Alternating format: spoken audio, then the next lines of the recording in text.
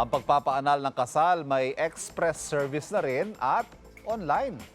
Yan po ay kinababahala ng Korte Suprema ngayon. Bukod sa express service, abay no appearance at no hearing daw ang alok ng ilang social media pages para sa annulment service online. Pag-usapan natin yan kasama ang ating kapuso sa batas, Attorney Gabby Concepcion. Attorney, online annulment, ha? Oo, huwag kayong masyadong magsaya. Iba to. Pero good Iba morning to. sa inyo, pero huwag kayong magsasaya masyado. Attorney, pati annulment na ginagawang online service na rin. Linawin nga natin ito. Pwede nga bang magpa-annul online at pwede nga bang no hearing, no appearance sa mga ganitong proseso? For something as important as marriage. Siyempre hindi. Yan, tapos ng segment namin. Siyempre hindi, huwag kayong maniwala. Sa mga nagsasabing no appearance, no hearing required at pwede na kayong magpakasal na sa iba dahil walang visa na ang dating kasal ninyo. Illegal at walang visa po kung makatanggap man kayo ng desisyon. Online din, walang visa po yan. Unang-una, ang issue ng kasal ay napaka-importante sa batas natin. Diba? Very invested tayo dyan. Kaya nga tayo na lang ang walang divorce, diba? Aside from the Holy See. Tayo na lang ang natatanging bansa na walang divorce. Kasi napaka-importante ng kasal o marriage sa ilalim ng batas at napakahirap nga ipawalang bisa ito. In fact, dahil napaka-importante nga nito, napaka-strict po ng batas natin sa mga grounds na maaaring makuha ang isang annulment at yung proseso sa pagpapawalang bisa ng isang kasal. In fact, sa ilalim po ng family code natin, requirement na at every stage of the proceeding, yung fiscal or yung representative ng state ay dapat present para siguraduhin na walang kontsabahan ang mga partido at walang gumagawa o nagtatago ng ebidensya.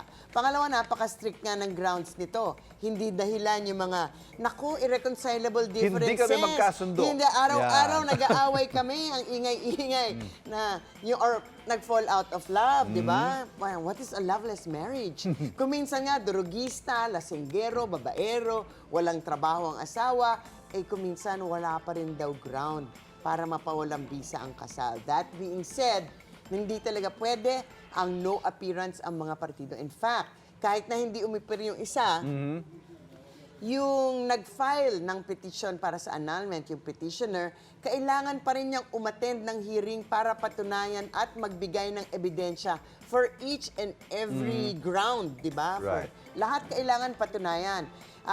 Bawal sa batas yung tinatawag nating stipulation of facts at confession of judgment. Anong ibig sabihin nun? Hindi pwedeng, halimbawa, umapir nga yung isa, hindi pwedeng, judge, actually, inaamin ko naman. Lahat na binibinta ng asawa ko, guilty talaga ako. Talagang kasalanan ko. Ginawa ko lahat yan. Hindi pwede yan. Kung sino man ang nag-aakusa, kailangan patunayan sa korte. Hindi sila pwede mag-usap at mag-agree-agree lamang. Magsusumiti pa rin ang ebidensya at magbibigay pa rin ng testimonya ang mga witness. Hindi natin maipagkakaila. Meron na talaga nangyayaring ganyan na actually meron talagang masasamang loob, di ba? Pero kahit na natanggap nga kayo ng decision o dokumentong nagsasabing walang bisa ang kasal ninyo, ito po ay illegal, fake at walang bisa, huwag baliwalain dahil isang araw, baka balikan kayo, it will come back and bite you. Ito lang merong isang halimbawa, nakakuha ng ganito na no appearance decree. Okay. Mamaya, mag-a-apply siya for a US visa at ang girlfriend, US citizen, ipipetition siya, nag-a-apply siya for a fiancé visa. Ay, isang check ng consular official. Sabi, Kasal ka pa. So, hindi ka entitled. So, ay kahit na medyo mahirap, kailangan natin daanin po sa tamang paraan. Mahirap mabiktima Wala ng talaga fake yung no appearance annulment. na yan. Wala yan. Ito naman, attorney, sa mga mahuhuli naman na nag-aalok ng ganitong klase ng irregular na serbisyo, anong kaharapin nila sa batas? Well, para sa mga nagpapanggap na sila yung iba kasi, miyembro ako ng korte, may kakilala ako, may connection ako. Sigurado yan kay judge. Sigurado yan kay judge. May connection kami, nakausap na namin. Ito po ay isang kaso sa ilalim ng Article 315 ng Revised Penal Code at ang kaso ay estafa, di ba? Yung estafa, many forms yan. And in relation to Republic Act 10175, Cybercrime Prevention Act, syempre, itong estafa na to, yung pagpapapanggap na may kakayahan kayo, may connection, may impluensya, para makapanloko na ibang tao, ito nga yung estafa, di ba? At ang penalty ay tataas dahil ginawa nyo sa internet at sa anti-cybercrime law, talagang tataas ang penalty.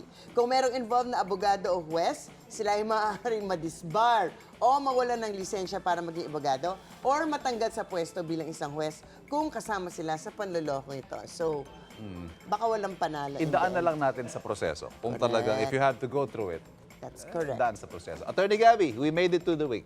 Through the week. Exactly, di ba? And we'll also make it through the rain, if any. Happy weekend. Happy weekend.